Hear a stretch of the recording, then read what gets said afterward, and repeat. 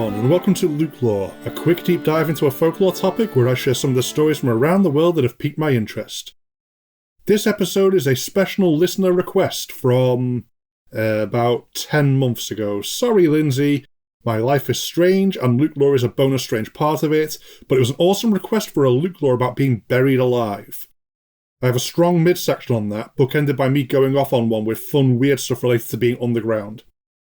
But let's start off with some weirdness local to me, and the graveyards around Liverpool in the UK.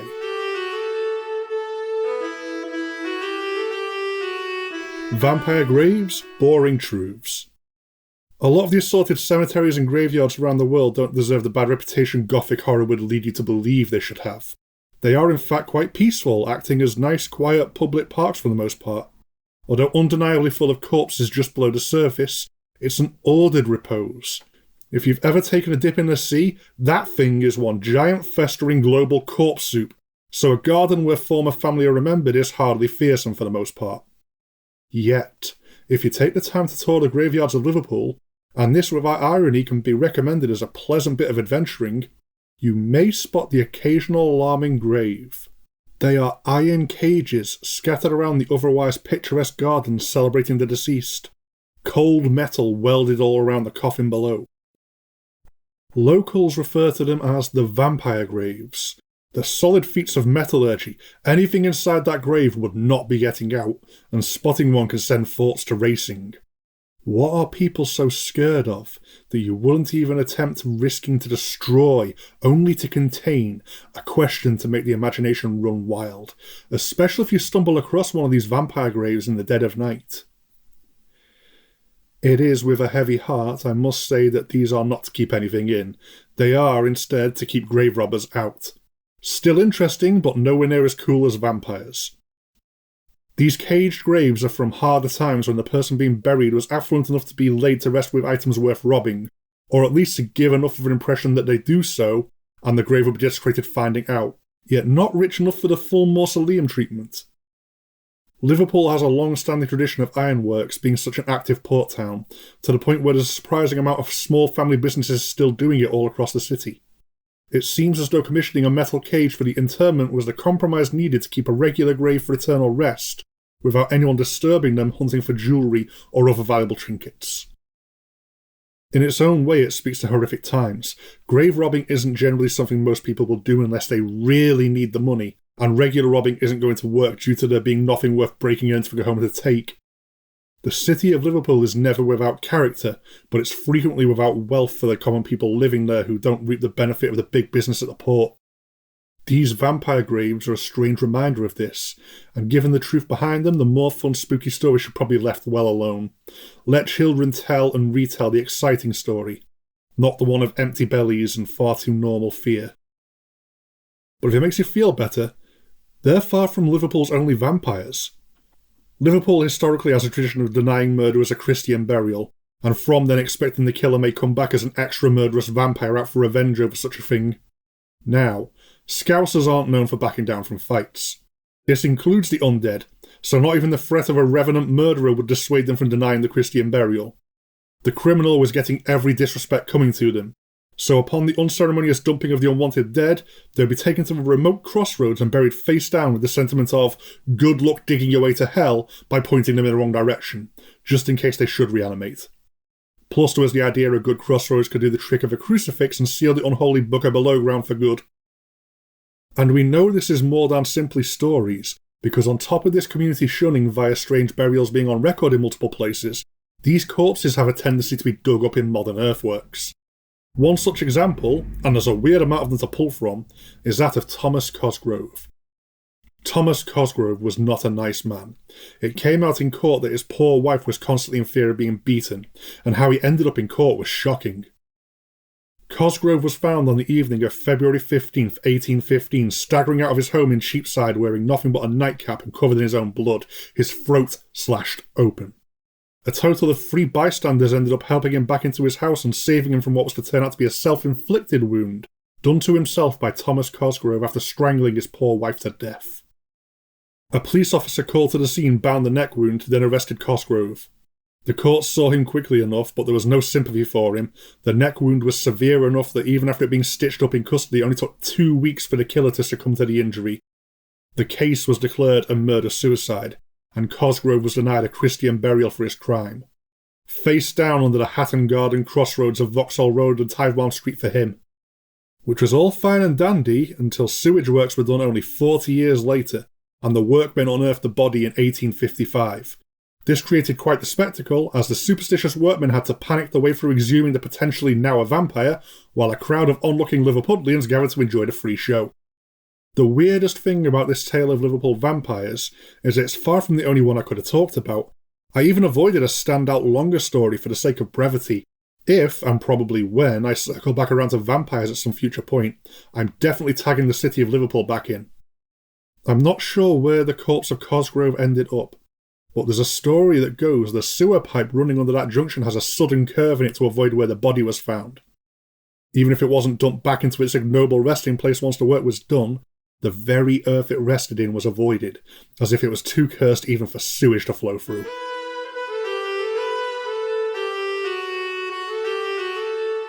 The ringing of bells. Vampire graves aren't even the most worrying kind we can talk about. We have instead the main reason for this episode. Being buried alive is quite the common fear, and even if you don't share it, you can certainly understand it. It got even worse going back 100 or so years in history, when you actually had a reasonable chance of being mistaken for dead and bunged 6 feet under with little scrutiny. These days, you're looking at extra stages of medical and post-mortem intervention to catch these things. You get to chill in a morgue, you look for an autopsy, donated organs will soon be inside of new owners, and nothing else, a funeral home will embalm you. Even if you weren't actually dead, you're not making it to the grave alive, as a cold comfort as that may be when you think about it too much. But in the 19th century, with no common embalming processes as a bit of a backup here, and even less diagnostic tools for medical professionals, it was possible to be buried alive. Not exactly common, but shallow enough heart rate and breathing could get you pronounced dead when there was still a chance of you reviving. You don't need many cases of this to be found terminally too late to have people panicking about them. So this led to the development of safety coffins. There are quite a variety of these going back to the 18th century even. It seems that cholera epidemics played a huge part in these panics due to how shallow someone's respiration could become at near-death points. No one wants to pull off a 1 in a million lucky recovery only to find themselves in a box underground. And there are uncomfortable stories of excavated graves where claw marks were found on lids. Although I suspect these circulated more in fiction. It was quite a great stinger in which to scare the crap out of an audience, and a lot of premature burial fears will come from someone waking up after being pronounced dead, and it's this idea of the near miss that drove people into cold sweats. Especially the poor sod who has to sign a correction to their death certificate. Got a little sidetrack explaining the why here, back to the what. Safety coffins! Most historic designs are an assortment of ingenious ideas of feeding tubes and viewing apparatus, which then go on to forget people need to breathe, so weren't exactly fit for purpose. But the idea evolved and refined to the point of being simple and effective. A breathing tube was eventually recognised as a key design principle, and a bell would be hooked up to a length of string fed down through it into the coffin. Should you awaken in the dark, you were supposed to reach around for the string to pull the bell, and you could also call up the breathing tool. It was expected someone would be quite weak though, should they bounce back from being so near death they were accidentally buried alive, and it was the bells that were the focus. Vigils of the graveyards at night, whether paid or volunteered, would involve waiting for the sound of bells so a safety grave could be checked. There are no firm records of a safety grave actually saving anyone, although there are patents for versions of them as recently as 1995 which make use of modern intercom systems. In older graveyards where the practice used to be common, you can sometimes spot these metal tubes, the bells removed and the tube filled in as not to be a surface-to-corpse pipeline long-term. But the gentle tinkling of bells in the graveyard should send chills down your spine. My first thought would not be wind chimes at 3 AM surrounded by graves, that's for sure. This may even be the origin of the phrase "saved by the bell." A phrase kind of taken for granted as a school bell leading to escaping classes, it could be rooted in a significantly darker take. That the bell over the safety grave could save you from a second and far more final death, if you were lucky enough for someone holding a vigil to hear you, that is. With this being such a powerful, obvious fear, quick PSA, so you've been buried alive. You wake up in total darkness. You have no way of making light. You reach around. You're in a wooden box not much bigger than you are. Do not Panic. Your is limited, and a timer that's counting down. Give the boards above you a smack. Let some soil tumble down to confirm the worst. Remain calm. Go to your happy place. Zone out. Just don't go into a screaming fit. Next, take your arms out of what you are being buried in and wrap as much clothing around your head as possible. Air will pass through. Soil will not. This will stop the earth from smothering you with what comes next. You need to break the wood above you. You may not be able to, but at least you'll go out fighting. You need to break through. You also need to continue to remain calm. It's better to go slow and steady than exhaust yourself in your This is the one point the earth is on your side. You need to try to keep the wood moving until it succumbs to strain from your actions as well as from the soil weighing down from above. As you break the box containing you, push the soil down towards your legs as much as possible. As you displace the soil and begin to run out of empty box, start to displace the soil behind you. Prop your back up on it. As you progress, you will start to hit fresh air. You may still have a ways to go yet, so do not remove the cloth from your face as yet. Keep going until you're pulling yourself out of the earth as you go. There will come a point when you can now safely take the cloth off your head, feel the fresh air on your face, and likely have a good cry. I damn well would. You are now free to finish clawing your way out of the ground, redress as best you can, scare the hell out of anyone nearby, go on, have fun with it, you've more than earned this treat, then go looking for whichever son of a bitch buried you alive. For maximum ironic retribution, see if there's a solid chunk of grave wood to whack them upside the head with. You've earned that treat also.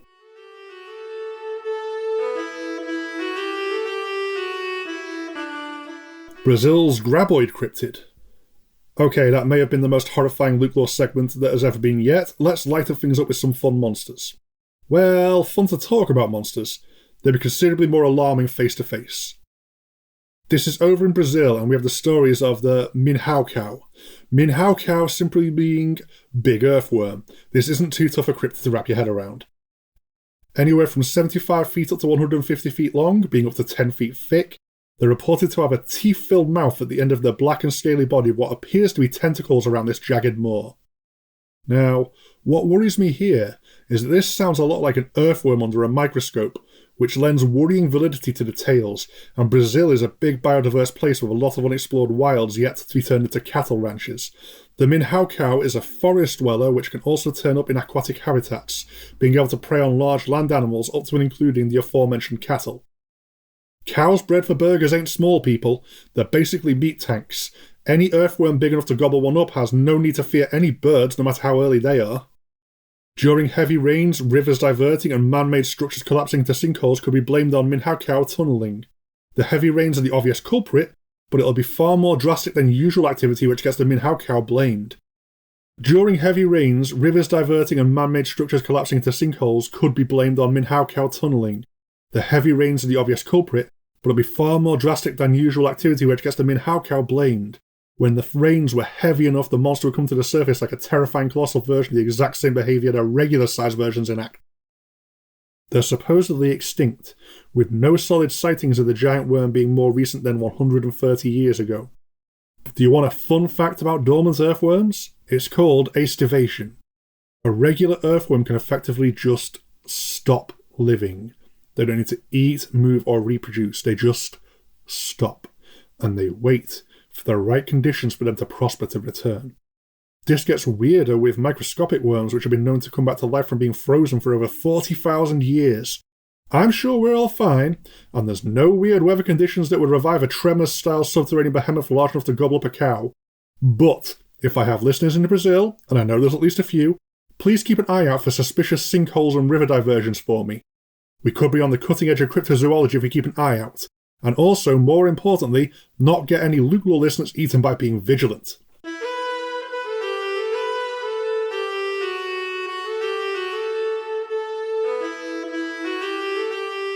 Again, I'm so sorry this took so long, Lindsay, but we got there in the end. It can take some time for that which is buried to resurface, often when you least expect it. Quick outro this episode, loads going on, loads to hopefully report soon, but February 2022 has been a weird one for me. I will be chasing up on a fair few LukeLore things soon. Just a quick note, but we have a Spooks, Creeps and Assorted Devilry podcast which has started up recently, which is a roundtable discussion of the paranormal. I'll do a more thorough shout out soon, as I've just said, but They were quite fun as well. I listened to the first episode. LukeLore is a Ghost Story Guys production. If you do want to contact me, there's the show's dedicated email, lukeloregsg@gmail.com, and the general show email, ghoststoryguys@gmail.com. Both myself and the main show are really easy to find on Facebook and Twitter if you want to make day-to-day contact, as well as a very active Instagram account a lot of the community gets involved with. I should have some more news soon about setting up a Discord server too. If you want to support the show directly, check out our Patreon at patreon.com/ghoststoryguys. As ever though, the absolute best thing anyone can do to support the show is to give it a listen. Share this around if you think you may know someone who may be interested. Leave a review if you get the chance to help signal boost me, which is really effective, so please do. And most of all, I simply hope you enjoy what I'm doing here. Goodbye for now.